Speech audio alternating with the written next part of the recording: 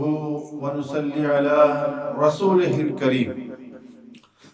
دوستو، بھائیو عزیزو، اللہ رب العزت کا احسان کرم ہے کہ اللہ تعالیٰ نے ہمیں آپ کو انسان بنایا ہے اور انسانوں میں بھی ایمان والا بنایا، اور یہ بھی اللہ کا احسان ہے کہ اللہ پاک نے حضرت محمد عربی صلی اللہ علیہ وسلم کا امتی بنایا ہے۔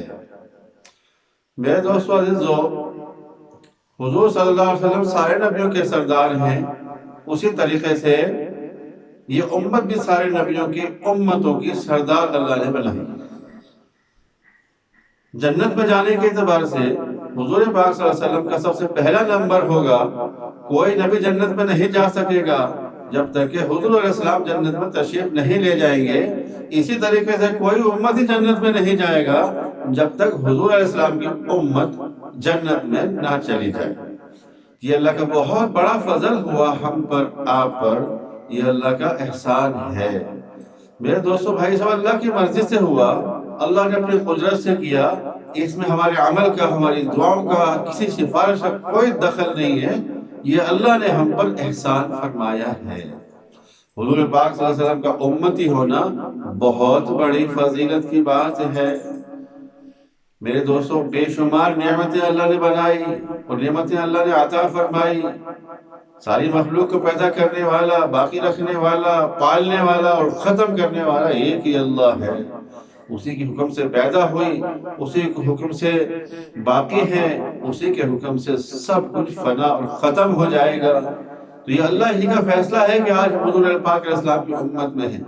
تو اللہ نے ساری مخلوق بنائی، ساری نعمتیں، بے شمار نعمت انسان کو عطا فرمائی، آنکھوں کی نعمت، ہاتھ کی نعمت، پاؤں کی نعمت، زبان کی نعمت، جسم کی سلامتی کی نعمت۔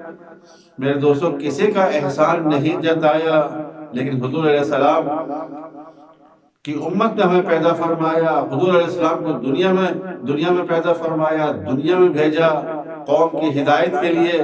تو اس کا اللہ پاک نے میرے دوستو احسان فرمایا۔ جس قرآن پاک کی آیت کا ترجمہ ہے، اس سے مفہوم ہے کہ ہم نے بہت بڑا احسان کیا کہ اپنے نبی کو، اپنے رسول کو مومنین میں مبعوث فرما دیا، مومنین میں حضور علیہ السلام کو بھیج دیا۔ لَقَدْ مَنَّ اللَّهُ عَلَى الْمُؤْمِنِينَ إِذْ بَعَثَ فِيهِمْ رَسُولًا۔ میرے دوستو، اس کا اللہ پاک نے احسان جتایا کہ ہم نے یہ بہت بڑا احسان کیا ہے مومنین پر کہ اپنے رسول کو ان میں بھیج دیا۔ تو میرے دوستو، حضور علیہ السلام کا امتی ہونا بڑی کمال کی بات ہے اور بہت بڑی فضیلت کی بات ہے۔ تو اللہ نے اپنی قدرت سے ہمیں حضور علیہ السلام کا امتی بنایا ہے۔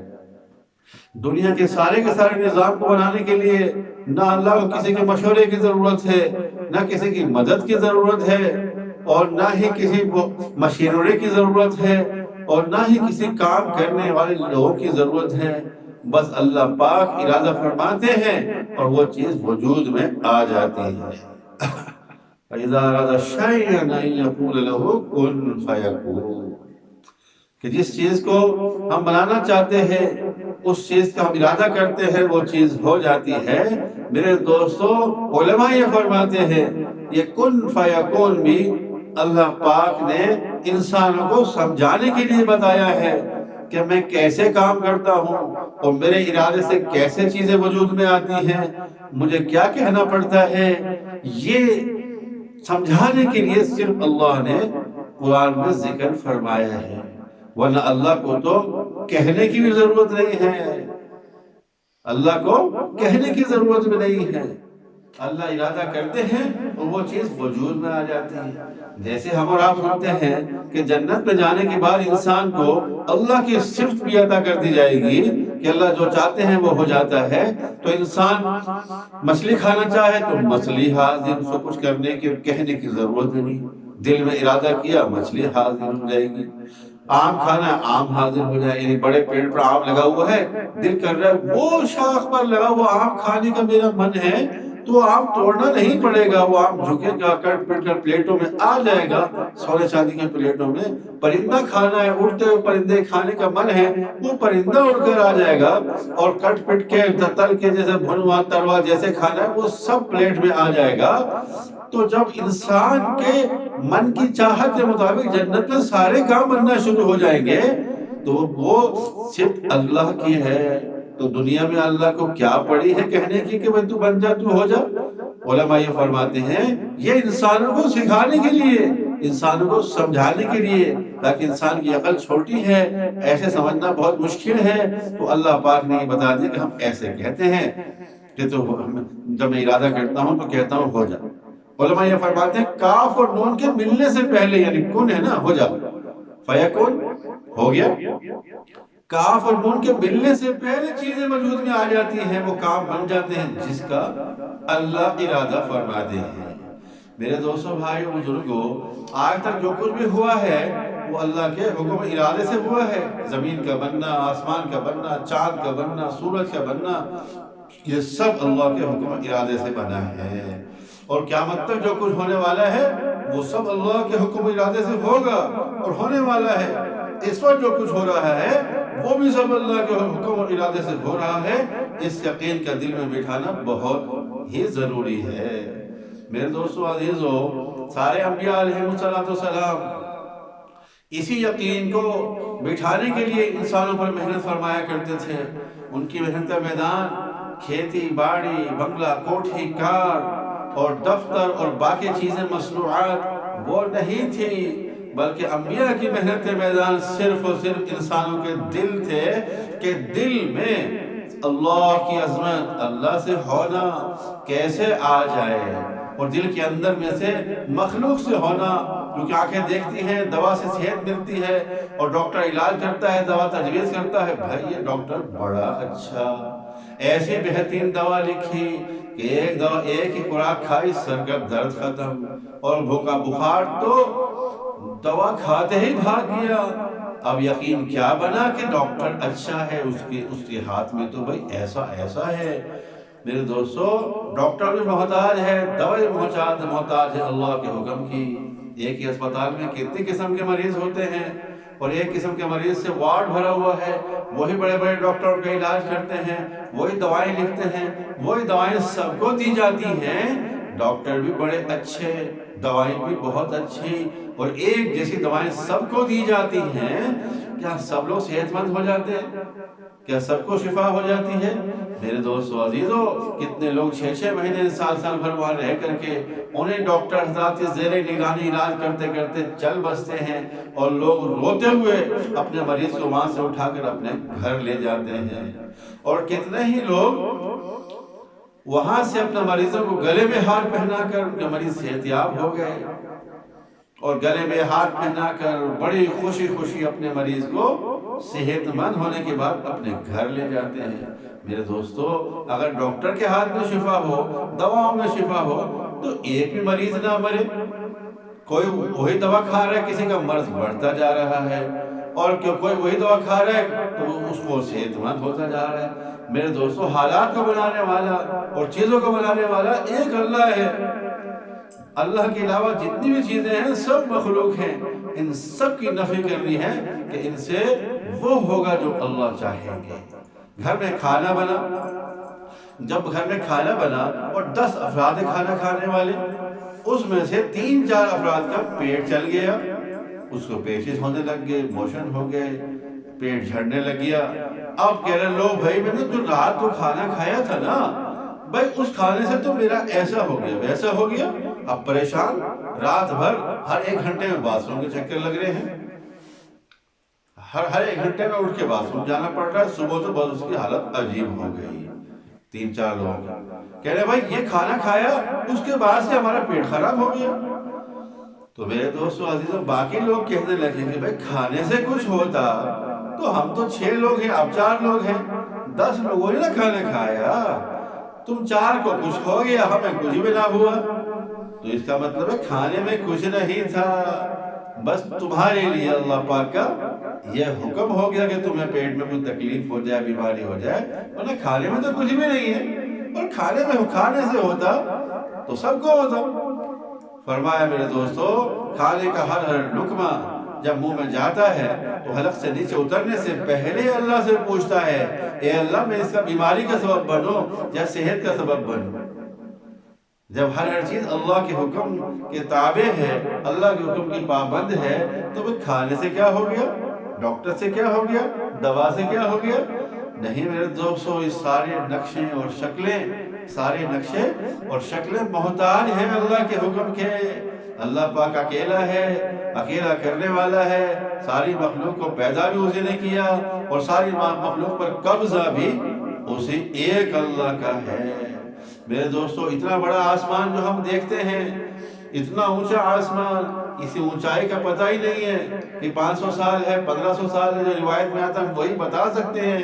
ایک آدمی سب سے اونچے بلڈنگ پر کھڑا ہو گیا اور سوچنے لگا کہ یہ چاروں طرف سے دیکھو، یہ آسمان تو نیچے گول ہے، بالکل زمین سے لگا ہوا ہے، دائیں دیکھو تو دور سے زمین سے لگا ہوا نظر آئے، بائیں دیکھو تو دور سے زمین سے لگا ہوا نظر آئے، آگے پیچھے دیکھو تو زمین سے لگا ہوا نظر آئے۔ بھائی یہ چاند تو کہیں زمین سے لگا ہوا ہے۔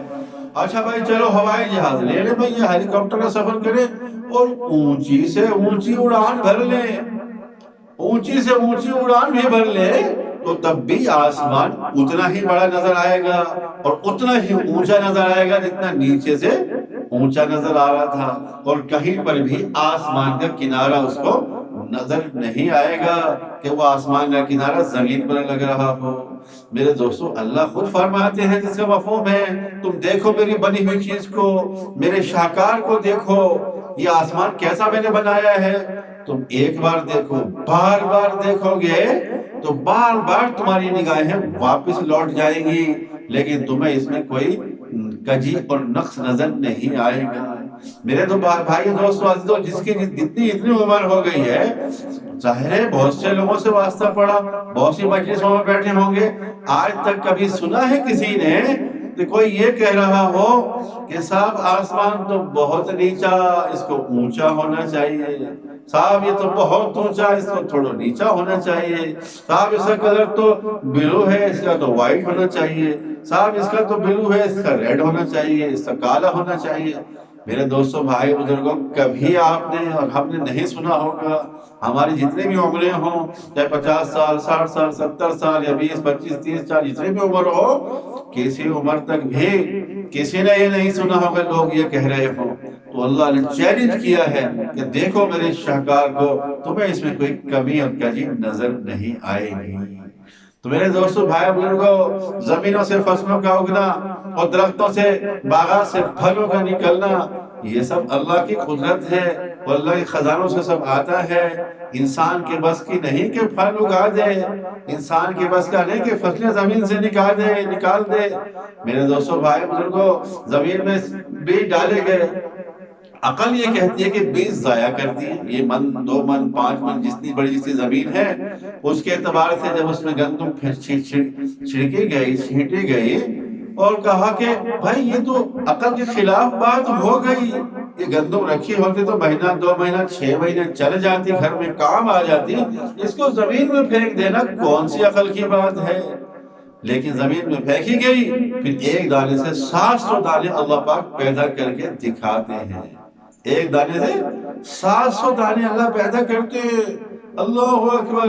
پھر زمین سے جتنے بھی چھڑکی ہے دائیں بائیں زمین والے، اور بہت کھیت میں بہت دائیں بائیں لوگوں کے کھیت ہے، سب کی فصلیں ایک جیسی نہیں ہوا کرتی، محنت سب نے ایک جیسی کی، ایک جیسا پروسیس کیا، ہل چلایا، زمین کو نرم کیا، اس میں بیج ڈالے، پانی ڈالے، دیکھ بھال کرتے رہے، لیکن سب کی فصلیں کیا ایک جیسی ہو جاتی ہیں؟ کبھی نہیں۔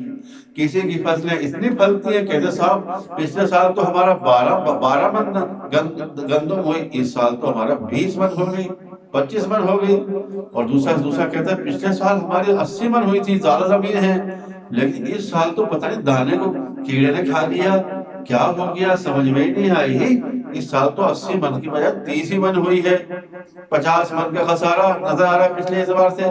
تو میرے دوستوں، محنت کی سب نے اور زمین کو نرم کیا سب نے، یکساں محنت کی، یکساں بیج ڈالے، لیکن اس کا پھل، اس کا نتیجہ سب کا یکساں نہیں آیا۔ جیسے جیسے اللہ کا حکم ہوا ویسے ویسے نتیجہ آ گیا۔ ہر چیز پر اللہ کا قبضہ ہے، ہر چیز پر اللہ کا قبضہ ہے، جس کے لیے اللہ جیسا چاہتے ہیں ویسا ہو جاتا ہے۔ یہ ہے لا الہ الا اللہ، لا الہ الا اللہ محمد رسول اللہ۔ میرے دوستو، بھائی بزرگو، آگ پر اللہ کا قبضہ، آگ جلانے میں اللہ کے حکم کی محتاج۔ ابراہیم علیہ السلام کو جب نمرود نے آگ میں ڈالا، سوچا آگ تو ایسے جلا کے راکھ کر دے گی ابراہیم کو، اور اب اس کو جب آگ میں ڈالیں گے نا تو بس پھر کوئی ہمارے بتوں کی مخالفت کرنے والا باقی نہیں رہے گا، اور پوری دنیا دیکھ لے گی۔ نمرود نے کہا پوری دنیا دیکھ لے گی میں ہی خدا ہوں، اور یہ مجھ کو جھٹلانے والا اپنی دنیا سے چلا جائے گا، کوئی میرے سامنے کھڑا ہونے سے ڈرے گا، کوئی بھی میرے سامنے کھڑا ہونے سے ڈرے گا، کوئی میری بات کا انکار نہیں کرے گا، کوئی میری خدائی کا انکار نہیں کرے گا۔ ڈالو بھائی اس کو آگ۔ اتنی بڑی آگ جلائی گئی، اتنی بڑی آگ جلائی گئی کہ اس میں اڑتے ہوئے پرندے میرے دوستوں جلتے بھنتے ہوئے اس میں گر رہے ہیں، وہ آگ آسمانوں میں چھوتی ہوئی نظر آ رہی ہے۔ اب ابراہیم علیہ السلام کو کیسے پھینکا جائے اس میں سے؟ اب شیطان انسانوں کی شکل میں آیا اور نمرود کو مشورہ دیا یا اس کے کسی وزیر کو کہ بھائی اس کو کیسے پھینکا جائے، آگ اونچی ہے، یہ کیسے پھینکے؟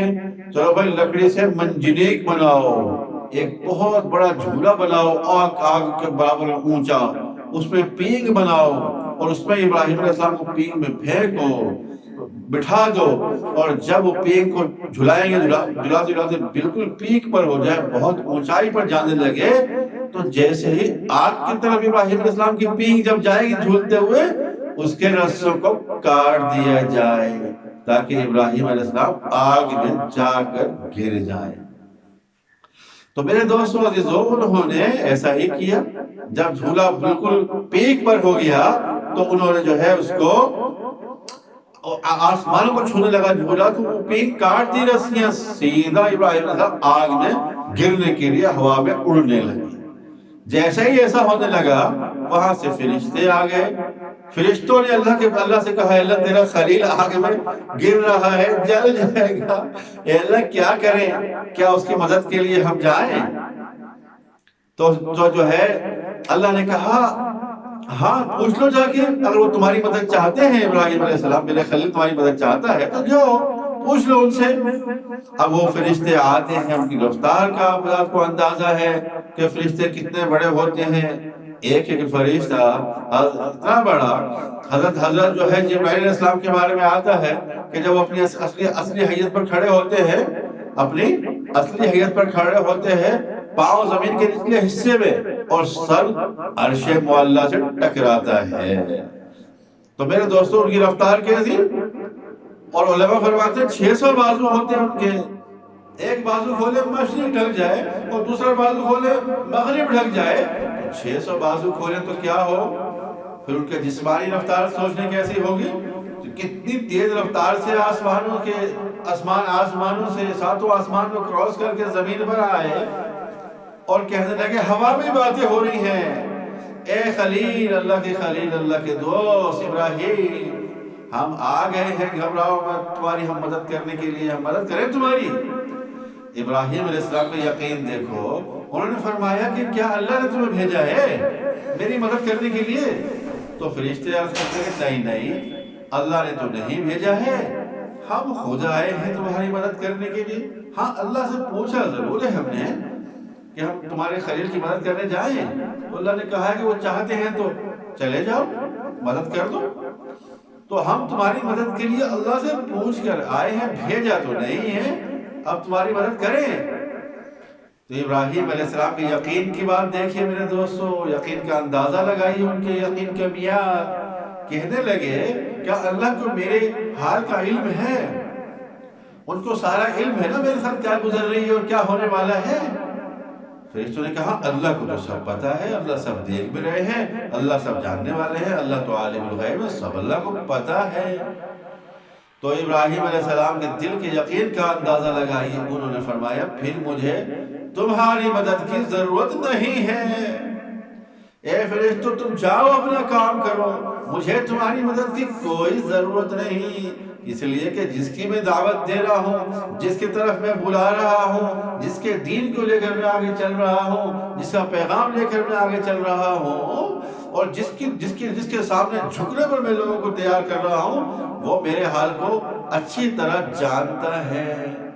اگر وہ میرے جلنے میں خوش ہے تو میں جلنے کے لیے تیار ہوں، اور اگر اس نے بچانے کا ارادہ کر لیا پھر تو نہ تمہاری ضرورت ہے نہ کسی اور کی ضرورت ہے، کیونکہ اللہ کے نبی کو یقین تھا کہ ساری مخلوق پر تو ایک اللہ کا قبضہ ہے، ساری مخلوق پر تو ایک اللہ کا قبضہ ہے۔ یہ یقین میرے دوستو، انبیاء کا یقین اللہ خود تربیت فرماتے ہیں، انبیاء کو دعوت کا کام لے کر چلتے ہیں، اور یہ ابراہیم علیہ السلام تو بڑے نبی، انہی کی نسل اسماعیل علیہ السلام سے بنی اسرائیل کا سلسلہ، میرے دوستو کتنے بڑا نبیوں کا سلسلہ شروع ہوا انہی کی نسل سے، یہ تو بہت بڑے درجے کے نبی تھے۔ انہوں نے ایک موقع پر یہ اللہ سے کہا کہ اللہ جو لوگ مر جاتے ہیں ان کو آپ کیسے زندہ کریں گے، وہ دوبارہ کیسے زندہ کریں گے؟ تو اللہ نے فرمایا اس سے مفہوم میں، اے ابراہیم کیا تم کو یقین نہیں ہے کہ میں زندہ کر سکتا ہوں یا نہیں، کیسے کروں گا، مفہوم کر رہا ہوں۔ ابراہیم علیہ السلام نے کہا اے اللہ یقین تو ہے، بس دل کے اطمینان کے لیے چاہتا ہوں کہ آپ مجھے بتائیں کہ کیسے زندہ کریں گے یا کوئی عملی شکل دکھا دیں۔ تو اللہ پاک نے یہ فرمایا سبقوں میں، اے ابراہیم آپ 4 پرندے پالو، ان 4 پرندے کو پالتے پالتے مانوس کرو اپنے سے کہ آپ کی آواز پر سر پہ بیٹھ جائیں، ہاتھ پہ بیٹھ جائیں، آپ جہاں ہو آپ کی آواز سے وہ فوراً اڑ کے آپ کے پاس چلے جائیں، آپ کے اشارے پر وہ دوڑنے لگے اور چلنے لگے۔ آپ ایسا کرو 4 پرندے پالو۔ اللہ پاک تربیت فرما رہے ہیں، دیکھو جب 4 پرندے پال لیے اور مانوس بھی ہو گئے، ابراہیم علیہ السلام ایک سیٹی مارے یا ایک مخصوص آواز نکالے، وہ پرندے اڑ کر ہاتھ آئے کریں تو ہاتھ پر بیٹھ جائے، کندھے پر کہیں تو کندھے پر بیٹھ جائے۔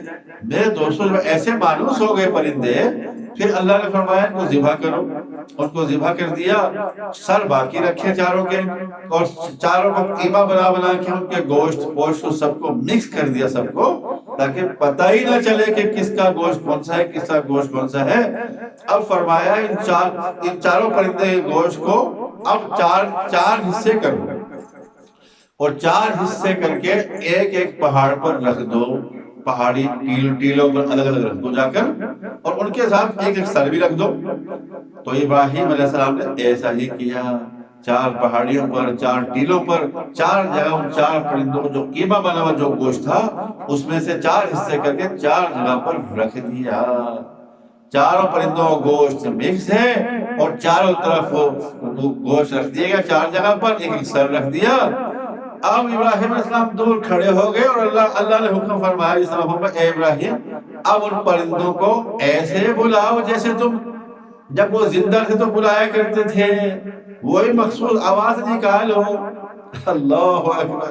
تو ابراہیم علیہ السلام نے ویسے ہی آواز نکالی، ویسے ہی سیٹی بجائی یا مخصوص انداز میں بلایا، تو میرے دوستوں پرندے کیونکہ گوشت مکس تھا، چاروں پہاڑوں سے، چاروں ٹیلوں سے گوشت اڑنے لگا، ادھر کا ادھر، ادھر کا ادھر، ادھر کا ادھر، ادھر کا ادھر، ایسے جا کے وہ مکس جو گوشت تھا وہ سب ادھر سے ادھر، جس کا گوشت جہاں تھا اللہ کے حکم سے سب اڑنے لگا ایسے ایسے کر کے، اور تھوڑی دیر میں آنن فانن وہ چاروں پرندے اپنی شکل میں بنے، ان کے سر جڑے، اور وہ پرندے اڑتے ہوئے ابراہیم علیہ السلام کی طرف دوڑتے ہوئے چلے آئے۔ اللہ، تو کیسی زبردست تربیت ہوئی۔ تو میرے دوستو اللہ اپنے نبیوں کی خود تربیت فرماتے ہیں، وہ کسی مدرسے میں، کسی یونیورسٹی میں، کسی کالج میں تھوڑی پڑھتے ہیں، ان کے استاد تو براہ راست اللہ ہوتے ہیں۔ تو اللہ پاک نے ایسی تربیت کی ہوئی تھی ابراہیم علیہ السلام کی۔ تو میرے دوستو عزیزو، اور ان سے اللہ کی محبت بھی ایسی خلیل کیسے تھے کہ ایک جنگل میں جا رہے ہیں، دیکھا تو ایک فرشتوں کو اللہ نے بھیجا امتحان لینے کے لیے، وہ فرشتوں نے کہا اللہ سبحان اللہ، اس طریقے سے جو ہے وہ آوازیں نکالنے لگے۔ ابراہیم علیہ السلام کو اتنی خوبصورت وہ آواز لگی، پھر فرشتوں کا انداز بھی کیسا ہوگا، اس آواز کو سن کر ابراہیم علیہ السلام جو ہے متوجہ ہو گئے، اور اس شخص کے پاس کہا تم کیا کہہ رہے تھے، کہو۔ انہوں نے کہا میں تو نہیں کہوں گا۔ نہیں نہیں تم کہو نا۔ تو فرشتے نے کہا میں کہوں گا تو مجھے کیا ملے گا؟ ابراہیم علیہ السلام کہا میری بکریاں ہیں، ان بکریوں میں سے آدھی بکریاں میں تمہیں دے دوں گا۔ اب وہ فرشتے نے پھر کہا سبحان اللہ، یا یہ کہا اللہ۔ ابراہیم علیہ السلام جھوم اٹھے، ان فرشتوں کی آواز سن کر جھوم اٹھے، اللہ اکبر، گم ہو گئے اسی۔ یہ تھے محبت۔ لا الہ الا اللہ ابراہیم خلیل اللہ، یہ ان کا کلمہ تھا، لا الہ الا اللہ ابراہیم خلیل اللہ۔ تو میرے دوستوں اللہ نے امتحان لیا تو یہ ایسے کر اب کہہ رہے پھر کہو، اب فرشتے کہہ رہے اب نہیں کہیں گے بھائی، ہم کہہ دیا کہ نہیں پھر کہو۔ اچھا اب کیا دو گے؟ ہم کہیں گے تو اچھا میری باقی بکریاں ہیں نا، ابراہیم علیہ السلام کا میری جو باقی بکریاں ہیں میں وہ بھی تمہیں دے دوں۔ اور فرشتے نے پھر کہا سبحان اللہ، یا یہ کہا اللہ۔ ایسے ہی میٹھی آواز، کشیدار آواز، ابراہیم علیہ السلام جھوم اٹھے اور آدھی بکریاں بھی ان کے حوالے کر دی۔ اب جو ہے فرشتے کھڑے رہے وہاں ساری بکریاں لے کر۔ اب پھر جو ہے ابراہیم علیہ السلام کو تھوڑا سا جو ہے نا وجد ختم ہوا، اور تھوڑا سا جو ہے نا وہ اللہ کے چونکہ محبت میں جھوم رہے تھے، پھر تھوڑا سا ہوش میں، پھر کہا پھر کہو۔ فرشتے کہنے لگے اب میں کیا کیوں کہوں، تمہاری ساری بکریاں تو میرے پاس آ گئی، اب مجھے کیا دو گے؟ اور ابراہیم علیہ السلام نے کہا دیکھو اگر تم ایک بار پھر کہہ دو نا تو میں تمہارا غلام بن جاؤں گا، میں تمہارا غلام بن جاؤں گا۔ بکریاں چلانے کے لیے تمہیں آدمی چاہیے ہوگا نا، مزدور چاہیے ہوگا، میں تمہارا غلام بن کر تمہاری بکری کو چرایا کروں گا۔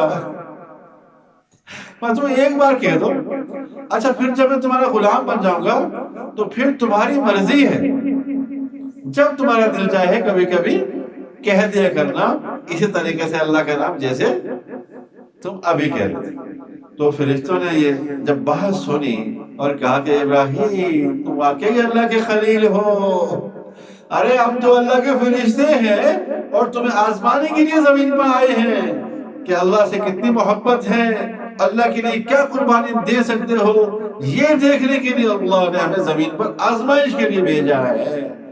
یہ رہی تمہاری بکریاں اور سب چیز جانور تمہارے حوالے، ہم تو صرف تمہیں آزمانے کے لیے آئے تھے۔ تو میرے دوستو ابراہیم علیہ السلام کا یقین کیسا بنا؟ اتنا محبت کرنے والے، بات چل رہی تھی آگ میں، تو آگ ہی ہوا میں فرشتوں کو انکار کر دیا، اے فرشتوں اللہ کو میرے حال کا معلوم ہے، اللہ کو سب پتہ ہے میں کہاں جانا ہوں، کیا ہونے والا ہے میرے ساتھ اور کس وجہ سے ہو رہا ہے، یہ سب کچھ کس وجہ سے ہو رہا ہے اللہ کو سب معلوم ہے، لہٰذا تمہاری مدد کی مجھے ضرورت نہیں۔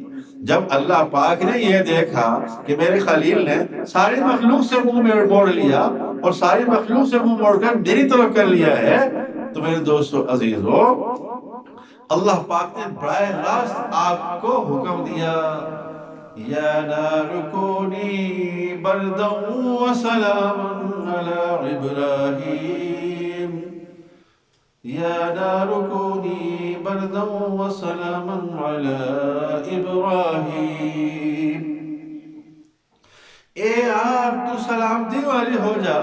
پہلے یہ حکم دیا یا نار کونی بردا، اے آگ تو ٹھنڈی ہو جا، وہ ٹھنڈی ہو کر جو ہے نا وہ ان کو کپ کپی آنے لگے اور ٹھٹرنے لگے آگ میں دیکھنے میں لوگوں آگ نظر آ رہی ہے، پرندے جل رہے ہیں اور تپش کی وجہ دائیں بائیں کیا عجیب حال ہوگا، اتنی بڑی آگ تھی تو سب، لیکن ابراہیم صاحب ٹھٹرنے لگے، سردی لگنے لگی۔ تو پھر اللہ پاک نے ساتھ ہی دوسرا حکم بھی دیا وَسَلَامٌ عَلَىٰ ابراہیم، ٹھنڈی ہو جا اور سلامتی والی ہو جا میرے ابراہیم کے لیے۔ پھر معتدل ہو گیا، نہ ٹھنڈی نہ گرم، ایسا زبردست ماحول بن گیا اندر، اور اللہ پاک نے وہیں پر چشمہ جاری کر دیا، پانی کا چشمہ، وہ پیتے رہے، وہیں پر انار کا درخت لگا دیا اور انار کے درخت سے تازہ پھل توڑ کھاتے رہے۔ میرے دوستوں نہ آگ نے پانی کو جلایا نہ ہی اس لکڑی کو جلایا جس پر انار لگا ہوا تھا۔ اللہ پاک نے کیسے قدرت دکھائی، علماء یہ فرماتے ہیں کہ رسیوں سے باندھا ہوا تھا ابراہیم علیہ السلام کو، جس سے ہاتھوں کے بال بھی، اس قسم کے بال بھی رسیوں کے ساتھ مڑ گئے تھے، لیکن آگ نے ان رسیوں کو تو جلا دیا، ابراہیم علیہ السلام کے ایک بال کو بھی نہیں جلایا۔ یہ تھا یقین۔ جب ایسا یقین ہوتا ہے تو پھر اللہ کی مدد بھی ویسی ہی آتی ہے۔ میرے دوستو بھائی بزرگو، اللہ اکبر، یہ آزمائش یہ اللہ پاک اپنے نبیوں کی تربیت خود فرماتے ہیں۔ بعض لوگ یہ کہتے ہیں کہ ارے اللہ نے آسمان بنا دیا اور چاند اور سورج کا نظام بنا دیا، تو یہ سب تو بن گیا ہے نا اب، تو اب یہ خود بخود ایک سسٹم چل رہا ہے کہ صبح ہوتی ہے، شام ہوتی ہے، یوں ہی زندگی تمام ہوتی ہے کہ سورج اپنے وقت پر نکلتا ہے، پھر غروب ہو جاتا ہے، جو نظام بن چکا بس وہ چلتا رہتا ہے، اب اللہ کا اس میں کوئی دخل نہیں، اللہ نے چھوڑ دیا سب۔ میرے دوستو ایسا نہیں ہے، ہاں ایسا نہیں ہے۔ اللہ نے ان سب چیزوں کو بنایا بھی ہے، اللہ ان کے خالق بھی ہے، اللہ ان سب چیزوں کے مالک بھی ہیں۔ ہر وقت ہر چیز اللہ کی ملکیت میں ہے، ان کو آزاد نہیں چھوڑا میرے بھائیوں، جو مرضی کرتے رہے، یہ ایسا نہیں ہے۔ حضرت سلیمان علیہ السلام کے بارے میں آتا ہے کہ وہ گئے استبل میں گھوڑے دیکھنے کے لیے، ایسے حسین و جمیل گھوڑے، خوبصورت گھوڑے کہ ان کے اندر کئی صفات تھی، ان کے اندر کئی صفات تھی، اور ان صفات میں سے ایک صفت یہ تھی کہ وہ گھوڑے اڑ بھی سکتے تھے، جتنا مرضی ان کو وزن رکھ دو وزن لے کے ہوا میں اڑ بھی سکتے تھے، اور وہ گھوڑے روڈ پر یا زمین پر دوڑ بھی سکتے تھے وزن لے کر، اور وہ گھوڑے پانی میں تیر بھی سکتے تھے۔ یہ صفاتیں اس گھوڑوں میں موجود تھی، اتنے خوبصورت اور حسین گھوڑے جن کو دیکھ کر جو ہے سلیمان علیہ السلام اس میں مشغول ہو گئے، اور مشغول ہوتے ہوتے جو ہے عصر کی نماز سے احساس نہ ہوا، اور عصر کی نماز ان کی قضا ہو گئی، سورج غروب ہو گیا، ان کو احساس ہوا میں نے عصر تو پڑھی نہیں، انا للہ و انا الیہ راجعون، فوراً جو ہے تلواریں منگائی، اور تلوار کہا کہ ان گھوڑوں کی وجہ سے، اس مخلوق کی وجہ سے میری عصر کی نماز قضا ہوئی ہے، میری عصر کی نماز ان گھوڑوں کی وجہ سے قضا ہوئی ہے، ان کو رکھنا ہی نہیں۔ تلواریں منگائی، گردنوں سے گھوڑوں کو کاٹ دیا، ذبح کر دیا، پاؤں کاٹ دیا، ٹکڑے ٹکڑے کر دیے سب کے، کہا کہ اس مخلوق کی وجہ سے یہ پھر میرے ساتھ ایسا ہوا، ان کو رکھنا ہی نہیں، میں ان سے متاثر ہو گیا اور اللہ کے حکم کا خیال نہ رہا۔ اللہ اکبر، پھر اللہ سے کہا اے اللہ مجھے نہیں پتا، میں تجھ سے معافی مانگتا ہوں، توبہ کرتا ہوں کہ مخلوق میں اس قدر مشغول ہو گیا کہ میری عصر کی نماز قضا ہو گئی، لیکن میرے باری تعالیٰ سورج کو نکالنا اور چھپانا سب تیرے ہاتھ میں ہے۔ انہوں نے یہ نہیں سوچا کہ سورج غروب ہو گیا تو ختم ہوگی بات، اب تو قضا پڑھنی پڑے گی، کیونکہ اللہ کا نظام بنا ہوا ہے پہلے سے، بس ہو گیا تو ہو گیا۔ جیسے آج کل ہم سوچتے ہیں کہ سورج کا نظام، چاند کا نظام بس چل رہا ہے، زمین میں بوئیں گے تو فصل نکلے گی، باغات میں آم نکلیں گے، یہ سب تو خود بخود ہوگا، نظام بن چکا ہے، اللہ تو فارغ ہو کے بنا کے اب۔ لیکن نبی کا یقین کیسا، ان کا اللہ سب تیرے قبضے میں ہے، یہ سب تیرے مخلوق میں ہے، جیسے تو نے سورج کو پہلے نکالا تو دوبارہ سے وقت کو پیچھے لا سکتا ہے، مجھے کچھ نہیں پتا، میں قضا نماز نہیں پڑھوں گا، مجھے ادا پڑھنی ہے، اور جس کی وجہ سے یہ قضا ہوئی تھی وہ سب کچھ تو تباہ برباد کر دیا، کاٹ پیٹ دیا۔ اللہ پاک کو یہ عمل بڑا پسند آیا، اور سلیمان علیہ السلام کی یقین بہت اچھا لگا۔ اللہ پاک نے سورج کو پھر سے حکم فرمایا کہ سورج بالکل اسی وقت آ جاؤ کہ غروب نہ ہو، عصر کا وقت باقی رہے، تو سورج پھر سے واپس آیا اور عصر کا نماز پھر باقی رہا، تو سلیمان علیہ السلام نے نماز قضا نہیں بلکہ ادا کی۔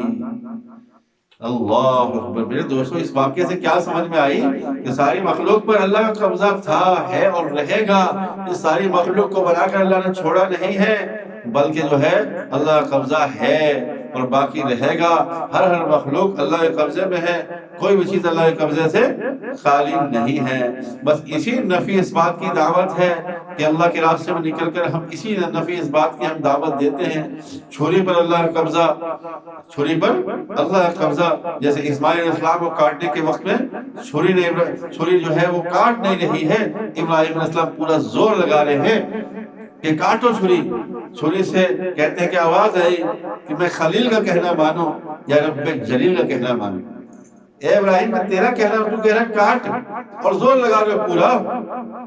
ایک نبی کے اندر میرے دوستو 40 جنتی مردوں کی طاقت ہوتی ہے، اور ایک جنتی کے اندر میرے دوستو بھائی بزرگوں 1000 دنیا کے مردوں کی طاقت، گویا 4000 دنیا کے مردوں کی طاقت سے ابراہیم علیہ السلام پورا زور لگا رہے تھے، لیکن چھری چل کے نہیں دے رہی۔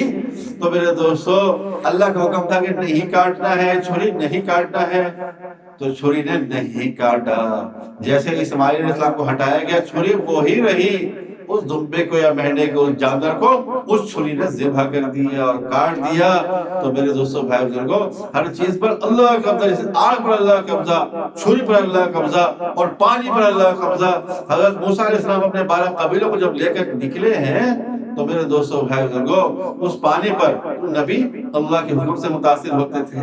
حالات جو بھی ہو جائے، حالات سے متاثر نہیں ہوتے تھے، کیا ہونے والا ہے، آگے پانی ہے اور پیچھے جو ہے فرعون کی 16 لاکھ فوج ہے۔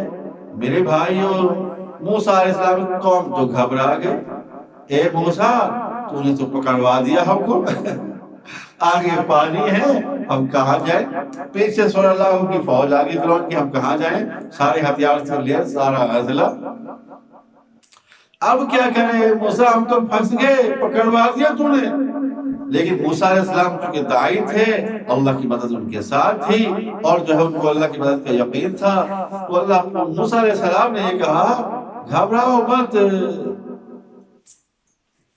گھبراؤ مت، اللہ میں ضرور، اللہ میرے ساتھ ہے، گھبراؤ مت، اللہ میرے ساتھ ہے، وہ ضرور کوئی راستہ دکھائے گا، اللہ میرے ساتھ ہے، گھبراؤ مت، ضرور راستہ دکھائے گا۔ قوم پریشان ہے، لیکن وہ پریشان نہیں ہو، وہ اللہ کی طاقت کو جانتے تھے۔ پھر اللہ کا حکم آئے، اے موسیٰ جو آپ کے ہاتھ میں عصا ہے، چھڑی ہے، ڈنڈی ہے، اس ڈنڈے کو پانی میں مارو۔ ارے عقل یہ کہتی ہے کہ اس ڈنڈے کو موسیٰ اس کے فرعون کے سر میں مارو، سر پڑ جائے گا، اس سمجھ میں آئے کچھ تو ہوگا، لیکن پانی میں مارو، اس سے چھینٹیں اڑ جائے گی، بس خود اندازہ کر لو، چھڑی لے کر جاؤ پانی میں مارو تو کیا اڑے، چھینٹیں اڑیں گے۔ عقل تو یہ کہتی ہے کیسا حکم ہے، لیکن موسیٰ علیہ السلام نے نہ آؤ دیکھا نہ داؤ، اور اپنی چھڑی کو، اپنے عصا کو پانی میں مارا۔ جیسے پانی میں مارا تو 12 راستے ظاہر ہو گئے، اس سمندر میں 12 راستے ظاہر ہو گئے، اور قوم سے یہ کہا کہ تم 12 قبیلے ہو، 12 کے 12 قبیلے اپنا اپنا ایک راستہ چن لو اور اس میں چلنا شروع کر دو۔ وہ سب نے وہ راستہ چن لیا اور چلتے چلتے چلے گئے، لیکن راستے میں جب آئے، چونکہ وہ دیواریں بن چکی تھی پانی کی، جیسے برف کی دیواریں ہوتی ہیں، دیواریں بن چکی، تو اب وہ سب پریشان ہو گئے، ہمارے دوسرے قبیلے والے کہاں گئے، لگتا ہے وہ تم ڈوب گئے ہوں گے، مر گئے ہوں گے، دل میں یہ خیالات آنے لگے۔ تو اللہ پاک نے اس پانی کی دیواروں میں کھڑکیاں بنا دی، روشن دان بنا دیے کہ لوگ بھائی دیکھتے رہو، وہ قبیلہ بھی چل رہا ہے، وہ بھی چل رہا ہے، تم دائیں بائیں دیکھتے رہو، ان کی آوازیں سنتے رہو۔ اللہ اکبر۔ تو میرے دوستو ہر چیز پر اللہ کا قبضہ ہے، اللہ کا قبضہ ہے۔ صحابہ کرام رضی اللہ تعالیٰ عنہ کی جماعت جب جا رہی تھی تو پانی میں ان کا، پانی میں ایک پیالہ گر گیا، لکڑی کا پیالہ تھا، پانی میں گر گیا، اور پتہ نہیں کہاں سے کہاں چلا گیا۔ تو کہا کہ اے پانی، میں تجھے حکم دیتا ہوں کہ تو اللہ کے حکم کے تابع ہے، تو اللہ کے حکم کے تابع ہے، اور تو میرا پیالہ کھو گیا ہے، جلدی سے میرا پیالہ واپس لا کے دو۔ تو میرے دوستوں یوں آتا ہے کہ وہ پانی کی ایک بہت بڑی چھال آئی اور بہت بڑی لہر آئی، اور پیالہ اس کے ساتھ اڑتا ہوا صحابی کے پاس آ گیا، اور فوراً وہ پیالہ پکڑ لیا۔ میرے دوستو یہی ہر نبی نے اپنی امت پر یہی محنت کی، حضور صلی اللہ علیہ وسلم نے بھی ایسی ہی محنت فرمائی کہ صحابہ کرام رضی اللہ تعالیٰ عنہ اجمعین بھی اللہ کی مخلوق سے متاثر نہیں ہوتے تھے، اگر متاثر تھے تو اللہ سے متاثر تھے اور اللہ کے حکم سے متاثر تھے۔ ایک عورت آئی حضرت عمر رضی اللہ تعالیٰ کے پاس اور کہنے لگی، اے عمر، میرا کوئی برتن گر گیا، اس میں تیل تھا کافی سارا، وہ سارا کا سارا تیل زمین پی گئی۔ رونے لگی کہ میں تو بہت غریب ہوں، وہی میرا سہارا تھا، کیا کروں میں، تیل تو زمین پی گئی سب، اب کیا ہوگا؟ تو میرے دوستو عزیزو، حضرت جو ہے عمر رضی اللہ تعالیٰ عنہ نے ایک جو ہے وہ رکا لکھا اور کہا کہ زمین پر وہاں رکھ دینا جہاں تمہارا تیل گرا ہے۔ اللہ رکا جیسے ہی رکھا تو وہ زمین جو ہے، زمین سے تیل ابلنے لگا، واپس زمین نے سارا کا سارا تیل اوپر واپس پھینک دی۔ اللہ اکبر کبیرہ، اللہ کیا لکھا تھا اس میں؟ اے زمین اس کا تیل واپس کر دو ورنہ میں تیرے اندر ایک بے نمازی کو دفن کر دوں گا۔ بتاؤ، ایک دفعہ زلزلہ آنے لگ گیا مدینے میں، اپنا درہ مارا، اپنا درہ اٹھا کر زمین پر مارا۔ حضرت عمر رضی اللہ عنہ کہا کہ اے زمین، کیا تجھ پر عمر انصاف کی حکومت نہیں کرتا ہے؟ تیرے اوپر رہنے والے انسانوں پر عمر کی حکومت ہے تو اس پر ان میں انصاف نہیں ہو رہا ہے تو کیوں ہل رہی ہے؟ ہلنا جلنا بند کرو۔ تو جیسے ہی عمر رضی اللہ عنہ درہ مارا، زمین نے ہلنا جلنا بند کر دیا، زلزلہ وہیں پر رک گیا۔ ان کا یقین تھا کہ ساری کی ساری مخلوق پر اللہ کا قبضہ ہے، جب ہم اللہ کے حکم کا پورا کریں گے تو ساری مخلوق اللہ ہمارے تابع کرے گی۔ میرے دوستو، یہ واقعہ تو بہت مشہور ہے، آپ سب نے سنا ہوگا کہ 22 لاکھ مربع میل پر میرے دوستو حضرت عمر رضی اللہ تعالیٰ کی فتوحات پہنچ چکی۔ اتنا لمبا علاقہ اسلامی حکومت تھی، 22 لاکھ مربع میل، اور وہاں پر یہ دریائے نیل کے بارے میں آتا ہے کہ یہ اس زمانے میں کفار کا یہ یقین بنا ہوا تھا اسلام سے پہلے کہ اس کا پانی خشک ہو جایا کرتا تھا۔ جب پانی خشک ہو جاتا تھا، ایک نوجوان لڑکی کو زیورات پہنا کر دلہن بنا کے اور اس پانی کے اندر پھینکنا پڑتا تھا، یا قربانی کرنی پڑتی تھی، اس کو قتل کر کے ذبح کر کے وہاں پھینکتے تھے، تب وہ دریا پانی دوبارہ سے چلنے لگتا تھا، ورنہ سوکھ جاتا تھا۔ اب عمر رضی اللہ عنہ خط لکھا ہوا ہے گورنر نے کہ پانی سوکھ چکا ہے، اور سب کے سب جو ہے یہ کہہ رہے ہیں کہ ہم تو ہر سال ایسا ہی کرتے ہیں تب پانی دوبارہ چلتا ہے۔ تو اے حضرت عمر امیر المومنین، ہمیں کیا کرنا ہے آپ بتا دیجئے۔ حضرت عمر نے ایک رکا لکھا گورنر کے نام، اس میں لکھا کہ یہ جو میں دو رکے لکھے، ایک میں لکھا کہ ہمیں کسی سے متاثر نہیں ہونا ہے، ہمارے سامنے نبی اسلام کی پوری زندگی ہے، ہم نے اس زندگی کو سامنے رکھ کر چلنا ہے، ہم نے اس زندگی کو سامنے رکھ کر چل رہے ہیں، ہم نے کسی سے متاثر نہیں ہونا ہے۔ تو لہٰذا یہ دوسرا رکا جو میں بھیج رہا ہوں، اس رکے کو پانی میں ڈال دو، سمندر میں ڈال دو۔ جیسے وہ رکا سمندر میں ڈالا تو بغیر لڑکی کو ذبح کیے ہوئے، دفن کیے ہوئے، پانی اتنے زور و شور سے چلنے لگا۔ ساری دنیا حیران ہو گئی کہ ارے یہ پانی بغیر بھیڑ چڑھائے ہوئے، اس لڑکی کو بلی چڑھائے ہوئے، لڑکی کی قربانی دیے بغیر یہ کیسے چل پڑا؟ آج سے پہلے تو نہیں ہوتا تھا ایسے۔ سب لوگ حیران ہو گئے۔ تو میرے دوستو عزیزو، اس میں کیا لکھا تھا کہ اے دریا، تجھے اللہ نے بنایا، اللہ نے پیدا کیا، اللہ کے حکم کے بغیر تو نہیں چل سکتا۔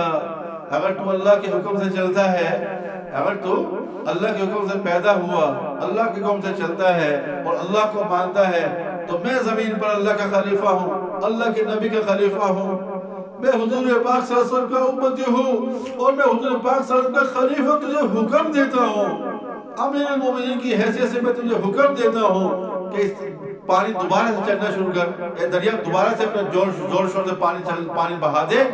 اگر تو ایسا اپنی مرضی سے چلتا ہے تو تیری ہمیں ضرورت ہی نہیں ہے، اگر تو اللہ کے حکم سے چلتا ہے تو میں تجھے حکم دیتا ہوں چل۔ جیسے وہ رکا پانی میں ڈالا گیا تو زور و شور سے پانی اس کے اندر شائیں شراٹے مارتے ہوئے دوبارہ سے جل تھل ہو گیا۔ یہ تھی وہ یقین کی باتیں، لا الہ الا اللہ محمد الرسول اللہ، اللہ سے ہوتا ہے، اللہ کے غیر سے نہیں ہوتا ہے۔ ساری مخلوق کو بنانے والا اللہ، پیدا کرنے والا اللہ، اس پر قبضہ بھی اللہ ہی کا ہے۔ تو میرے دوستو ہر چیز پر اللہ قبضہ ہے۔ جب ان کا یقین بنا تو ہوگا اللہ کے حکم سے، اور اللہ نے اپنے حکم کو پورا کرنے کے لیے نبی علیہ السلام کی امانت عطا فرمائی۔ سب سے پہلے یقین کی محنت، جب یقین درست ہوگا تو اعمال کرنے کی طرف طبیعت چلے گی، آدمی کی کیفیت بدل جائے گی۔ تو میرے دوستو ایک باغ میں پانی نہیں تھا، تو اس میں باغات میں پھل نہیں لگتے تھے۔ تو ایک صحابی رضی اللہ تعالیٰ عنہ گئے، جن کا باغ تھا، وہ مصلی بچھایا، غلاموں کا ہے مصلی بچھاؤ۔ جب مصلی بچھایا، 2 رکعت نماز پڑھی اور دیر تک سجدے میں رہے۔ اللہ اکبر، یقین دیکھو دیر تک سجدے میں پڑے رہے، جب ان کی کانوں میں آواز آنے لگی زمین سے، پانی کی شور آنے لگا، تو مصلی وہاں سے اٹھایا اور غلام کو کہا یہاں سے کھودو۔ جیسے کھودا گیا پانی چشمے کی طرف فوار مارتا ہوا اٹھنے لگا۔ اللہ اکبر، کیسا یقین کہ ہر چیز پر اللہ کا قبضہ ہے، اور اللہ پاک کے نبی صلی اللہ علیہ وسلم نے ہمیں طریقہ سکھایا ہے کہ حالات جو بھی آ جائیں تو اس کے لیے کیا کرو، عمل کرو، نماز پڑھو، اور نماز کے ذریعے سے اللہ کی مدد حاصل کرو۔ صحابہ کرام رضی اللہ تعالیٰ عنہ اجمعین جہاد کے موقع پر بھی سامنے دشمنوں کی صفیں قتال ہو رہا ہے، اگلی صفوں والے لڑ رہے ہیں، پچھلی صفوں والے پیچھے ہٹ کے نماز پڑھ رہے ہیں، پھر انہوں نے نماز پڑھ لی، وہ اگلی صفوں میں آگے، آگے والے پیچھے آگے وہ بھی نماز پڑھ رہے ہیں۔ تو میرے دوستوں اس حالت میں بھی نماز کو نہیں چھوڑا ہے۔ اور آج کا مسلمان دیکھو تھوڑا سا کام زیادہ ہو گیا، تھوڑا سا کام زیادہ ہو گیا، اور جو ہے کسٹمر کا تھوڑا پریشر آ گیا تو نماز ہی قضا کر دیتے، اچھے نمازوں کی نمازیں قضا ہو جاتی ہیں، نماز کا پتہ ہی نہیں۔ اور فجر اور عشاء، فجر کی نماز تو اللہ ماشاءاللہ کچھ ہی لوگ ادا پڑھتے ہیں، ورنہ پڑھنے والے قضا پڑھ لیتے ہیں، بہت کم لوگ۔ اللہ کے نبی نے فرمایا جس سے مفہوم ہے کہ فجر کی نماز اور عشاء کی نماز منافقین پر بھاری ہے، یعنی جو لوگ منافق ہیں ان پر بھاری۔ جب یہ حدیث منافقوں نے سنی، کیونکہ آپ علیہ السلام کے زمانے میں مدینہ میں بہت منافق تھے، جب انہوں نے یہ باتیں سنی تو گھسڑ کر بیمار تھے، تب بھی جو ہے فوراً جماعت میں پہنچتے تھے کہ اللہ کے رسول صلی اللہ علیہ وسلم نے یہ نشانی بتا دی ہے کہ فجر کی اور عشاء کی نماز جو منافق ہیں ان پر بھاری، اور فجر کی نماز نہیں پڑھ سکتے، جلدی سے ہو جائیں گے اور صبح اٹھنا ان کے لیے بہت مشکل ہے۔ تو منافق بھی اس زمانے میں نماز نہیں چھوڑتے تھے جماعت کی، کہ اگر میں چھوڑ دی خاص طور سے فجر اور عشاء کی تو ہم پر ایک فتویٰ لگ جائے گا یہ منافق ہے۔ لیکن آج کا مسلمان، ہم خود سوچ لیں ہمارے دل میں کیا اللہ کے نبی کی ایسی اہمیت ہے، ہم تو اس کو تو ماننے والے نہیں تھے۔ منافق کا مطلب ہے کہ ظاہر میں مسلمان ہے، اندر سے وہ کافر ہے، مسلمان نہیں ہے۔ تو میرے دوستو ہم تو ظاہر میں مسلمان ہیں، اندر سے ہی مسلمان ہیں۔ کیا ہمارے دل میں اللہ کے نبی کی جو ہے حدیث کی ایسی اہمیت ہے؟ 66 مرتبہ جو ہے مکہ و بیت قرآن پاک میں نماز کا ذکر ہے، 66 مرتبہ۔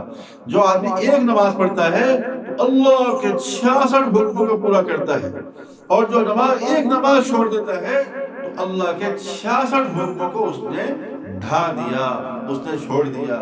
میرے دوستو شیطان کو اللہ نے ایک حکم دیا تھا کہ آدم علیہ السلام کو سجدہ کرو، تو آدم نے کہہ دیا میں سجدہ کیوں کروں، یہ آگ سے، یہ مٹی سے بنا ہے، میں آگ سے بنا ہوں، انا خیر منہ، میں اس سے بہتر ہوں لیکن میں آگ سے بنا ہوں۔ تو شیطان نے اللہ کا ایک حکم چھوڑا تو اس کو اللہ نے ملعون قرار دیا اور ہمیشہ کے لیے راندہ درگاہ بنا دیا۔ میرے دوستو بھائی اپنی نگاہ سے گرا دیا اور پوری دنیا کو بتا دیا کہ شیطان ملعون ہے، اس سے بچنا۔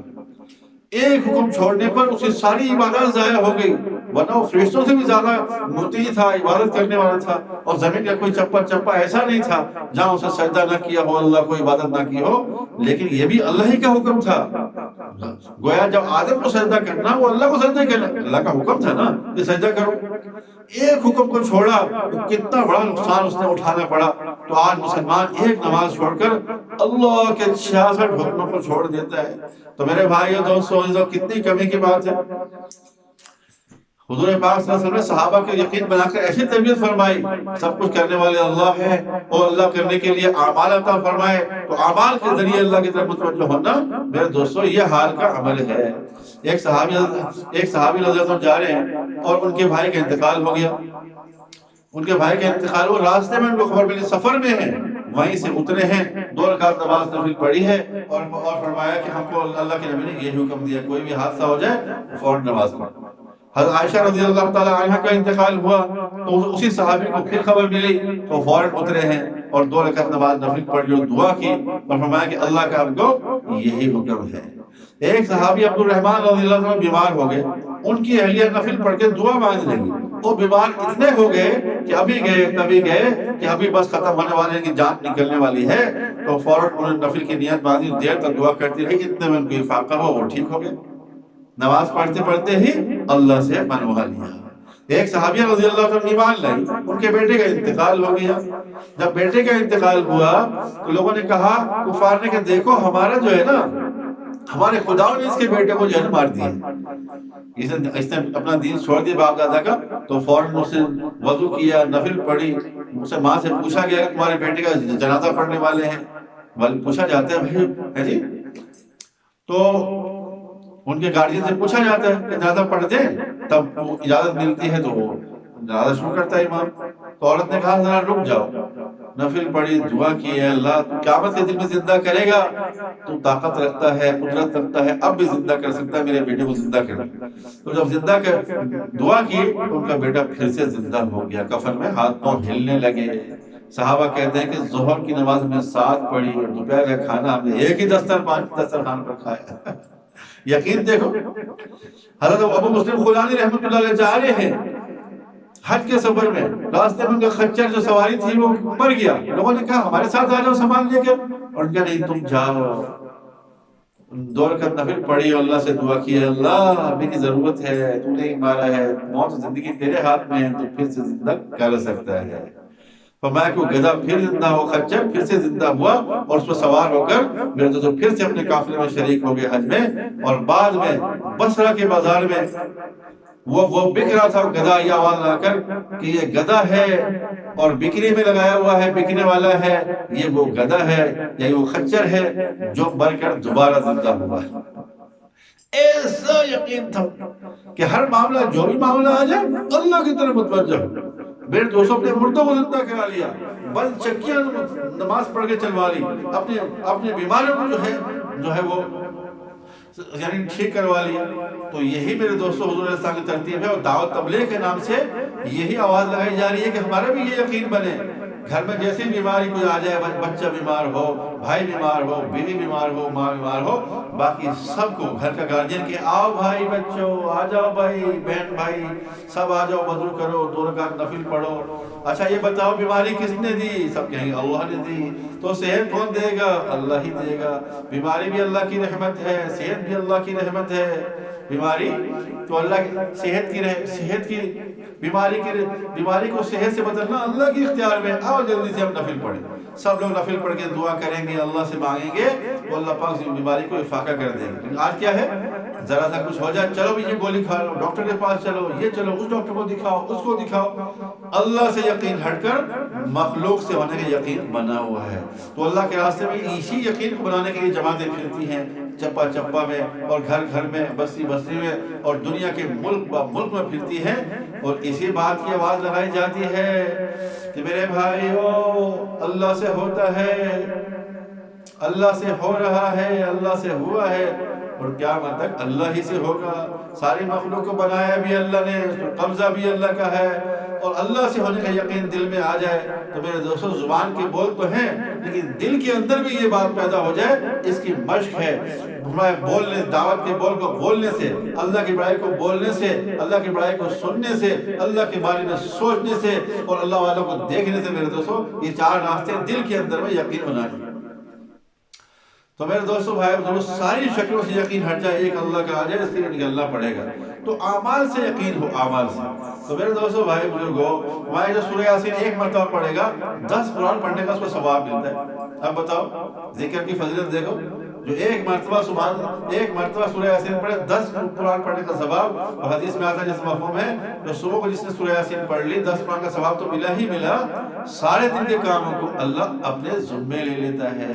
اور حضور پاک صلی اللہ علیہ وسلم نے میرے دوستوں یہ خواہش ظاہر کی ہے کہ میرا دل یہ چاہتا ہے، نبی علیہ السلام سارے نبیوں کے سردار، اللہ کے محبوب نے یہ فرمایا، جس کا مفہوم ہے میرا دل یہ چاہتا ہے کہ سورہ یاسین تو میرے ہر مومن کے دل میں ہو۔ میرے دوستوں یہ میرے نبی کی خواہش، اور آج ہم بھی نیت کریں کہ انشاءاللہ ہم اپنے نبی کی اس بات کو پورا کریں گے۔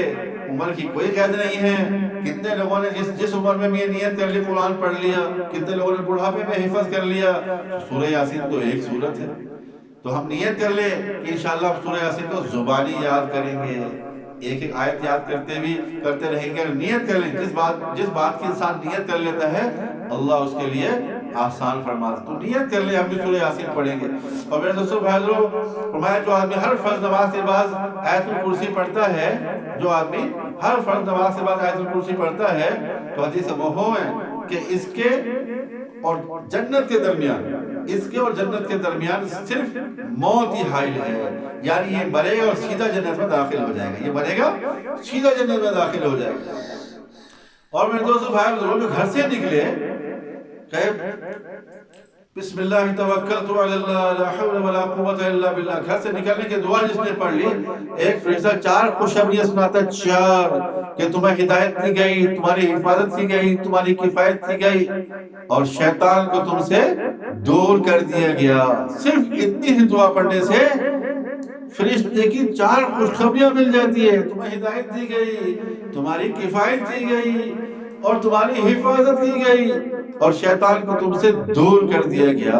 اور جو آدمی بازار میں جائے تو میرے دوستو بھائی چوتھا کلمہ پڑھے تو 20 لاکھ نیکیاں اس کو مل جائے، بازار میں جائے چوتھا کلمہ پڑھے 20 لاکھ نیکیاں مل جائیں۔ بتاؤ اعمال دیکھو۔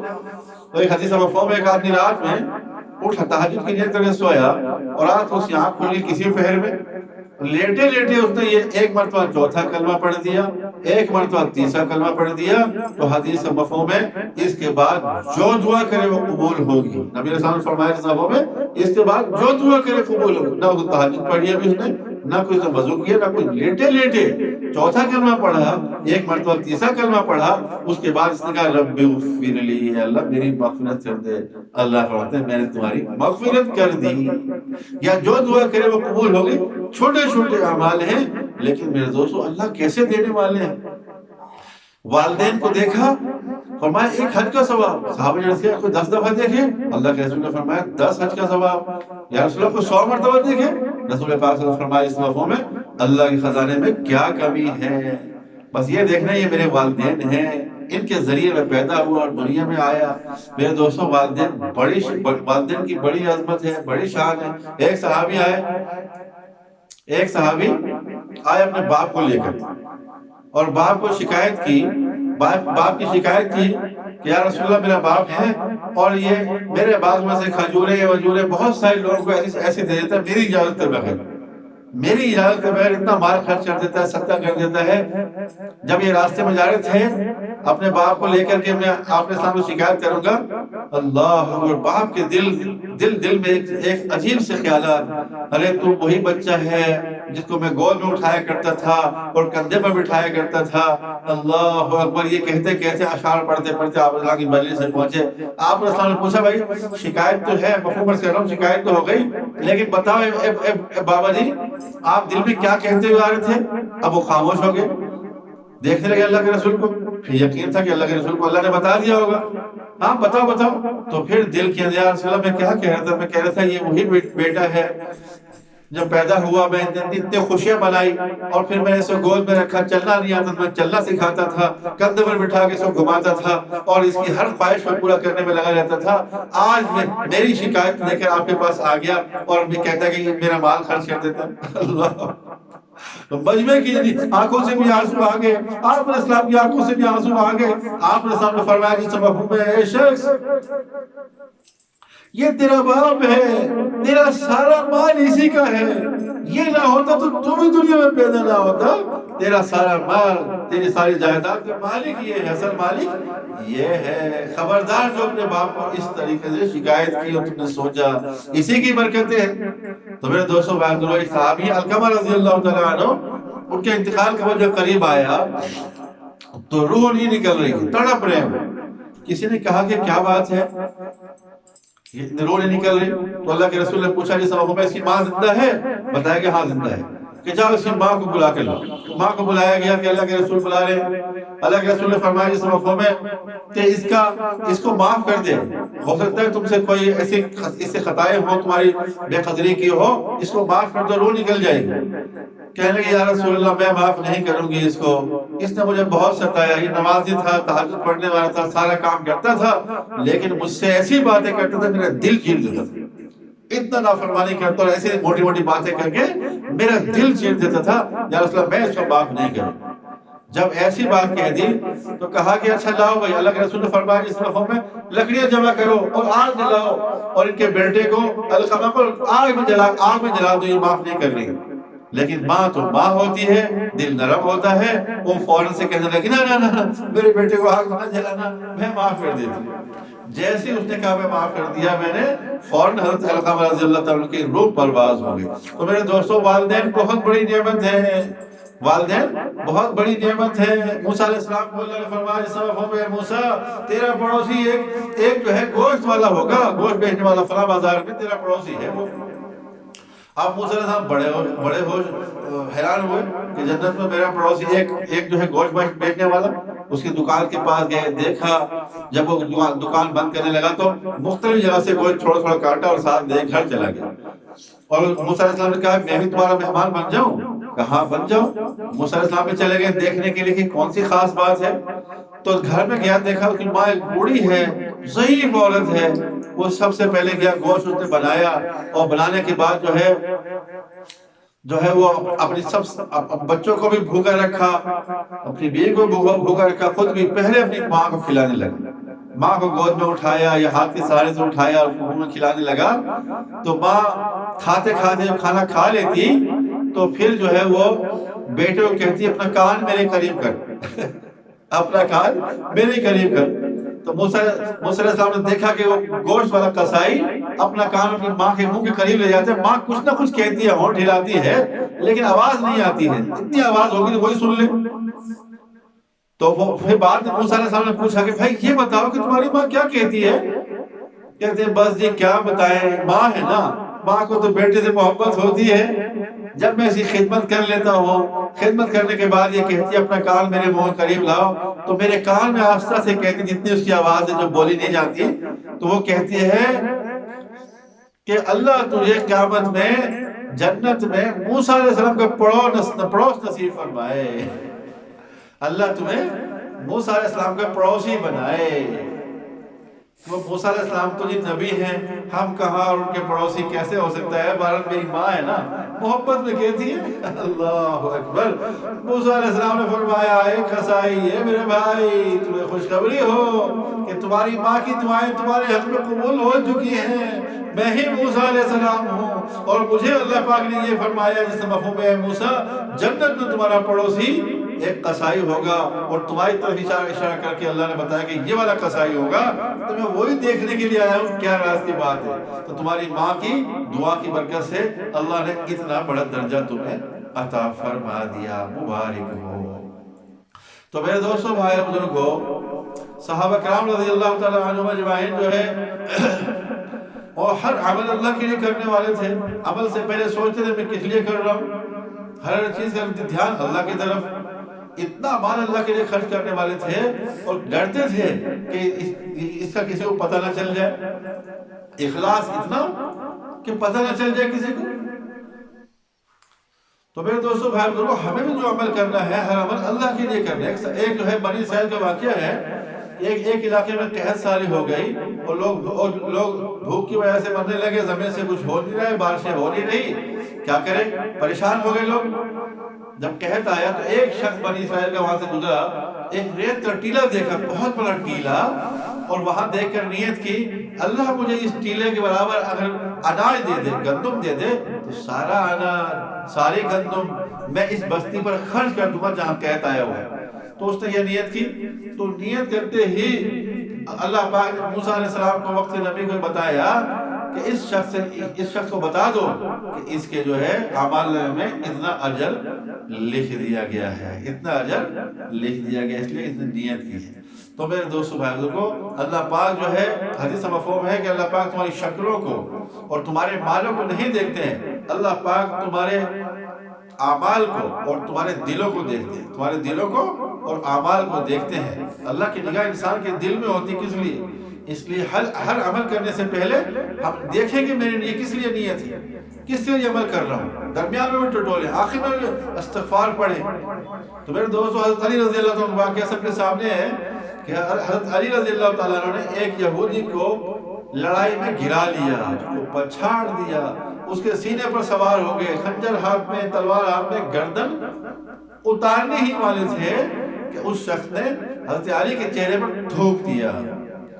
جیسے ہی چہرے پر تھوک پڑا، حضرت علی رضی اللہ تعالیٰ عنہ ہٹ گئے، اس کو چھوڑ دیا، وہ شخص بڑا حیران ہوا، بھائی اے علی کیا بات ہو گئی، تم ہمارا مقابلہ ہو رہا تھا، میرا وار چلتا میں تمہیں قتل کر دیتا، لیکن مجھ پر قابو بھی پا لیا، مجھے قتل کرنے والے ہو گئے، تو کیا بات ہو گئی کہ تم نے مجھے چھوڑ دیا، حتیٰ کہ میں نے تمہارے چہرے پر تھوک بھی دیا، تھوک نہیں دیتا تو اور غصہ آیا ہوگا، لیکن پھر بھی چھوڑ دیا۔ تو میرے دوستو علی رضی اللہ تعالیٰ نے فرمایا جس میں مفہوم ہے، اے بھائی تم ہمارے انسانی بھائی ہو، بات سنو، ہم تمہیں قتل کرتے ہیں یا ہم قتل ہوتے ہیں، ہمارا ہر عمل اللہ کے لیے ہے، اپنے نفس کے تقاضے پر ہم کچھ نہیں کرتے، نفس کا تقاضا آ جائے تو ہم کو چھوڑ دیتے ہیں۔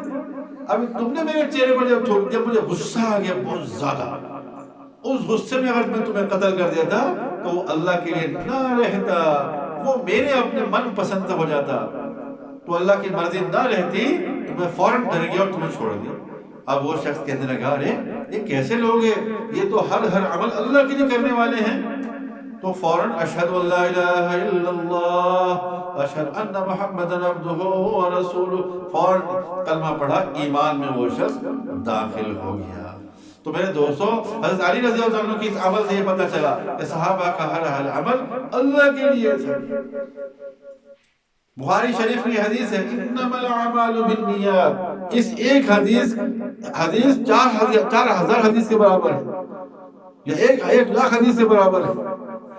مفہوم سے آنا اتنی قیمتی حدیث کہ ہر عمل کا دار مدار نیت پر ہے، ہر عمل کا دار مدار نیت پر ہے، کتنی زبردست حدیث۔ تو میرے دوستوں بھائی بزرگوں، یہ صفات جو صحابہ کے اندر تھی ہمارے اندر بھی آ جائے۔ ایک بہت بڑی صفت صحابہ کے اندر کیا تھی، وہ جو سیکھتے تھے اس کو آگے پہنچاتے، جو سیکھتے تھے آگے پہنچاتے۔ آپ نے اسلام نے ایسی ترتیب بنائی کہ جب نئے لوگ مسلمان ہو کر آیا کرتے تھے مدینے میں، تو جیسے 10 لوگ آئے، 20 لوگ آئے، اس میں کسی کو درود شریف سکھا دیا، اور کسی کو کلمہ سکھا دیا، کسی کو تیات سکھا دی، کسی کو سورہ فاتحہ سکھا دی، کسی کو قل واللہ احد والی سورت سکھا دی، کسی کو قل اعوذ برب الفلق والی سورت سکھا دی، کسی کو قل یا ایھا الکافرون والی سورت سکھا دی۔ یعنی ایک آدمی کو الگ الگ چیزیں سکھا دی، پھر کہا کہ جو تمہیں آتا ہے ایک دوسرے کو سکھاؤ۔ ایسی ترتیب، یعنی ایمان لاتے ہی ان کو داعی بنا دیا، سکھانے والا بنا دیا، تم سکھاؤ۔ اب مجھے کلمہ آتا ہے، میں نے اس کو سکھا دیا، اس کو درود شریف آتا ہے، اس نے مجھے سکھا دیا، دوسرے کو تیات ہے، اس نے مجھے سکھا دیا۔ اس طریقے سے سارے صحابہ سیکھنے والے اور سکھانے والے عمل میں فوراً لگ گئے، کیونکہ میرے دوستو اس امت کو اللہ نے پیدا ہی اس لیے کیا ہے۔ حضور علیہ السلام آخری نبی، اللہ کے نبی نے فرمایا جس میں میں آخری نبی، میرے بعد کوئی نبی نہیں آئے گا، تم آخری امت، تمہارے بعد کوئی امت بھی نہیں آئے گی۔ اس بات کو تمہیں ایک آیت بھی آتی ہے، آگے پہنچانا تمہاری ذمہ داری ہے۔ صحابہ کرام رضی اللہ تعالیٰ عنہم اجمعین پوری دنیا میں پھیل گئے اور پوری دنیا میں اسلام کے جھنڈے گاڑ دیے۔ قال اللہ قال رسول اللہ، جو ہو رہے پوری دنیا میں، میرے دوستوں ان کی محنت کا نتیجہ ہے۔ آج ہم نے نیپال، ہندوستان، پاکستان اور ملیشیا اور جو ہے انڈونیشیا یا اور مختلف ملکوں میں جو ہم ملتے ہیں، یہاں تو حضور علیہ السلام تشریف نہیں لائے تھے، لیکن صحابہ کرام کی جماعتیں آئی، انہوں ذاتی قبریں اب بھی موجود ہیں۔ دنیا کے اکثر ملکوں میں ان کی قبریں ملتی ہیں، کوئی اپنی فیملی کو لے کر چلے گئے، کوئی گئے تو وہیں پر ان کی قبریں بن گئی۔ ان کا جذبہ یہ ہوتا تھا جہاں ہم جا رہے ہیں وہیں تشکیل ہو رہی ہے، جس تقاضے پر ہم جا رہے ہیں وہ تقاضا پورا ہو گئے تو واپس آئیں گے، اگر تقاضا پورا نہ ہوا تو وہیں پر ہماری قبر بن جائے گی۔ اسی جذبے کو لے کر صحابہ پھرا کرتے تھے۔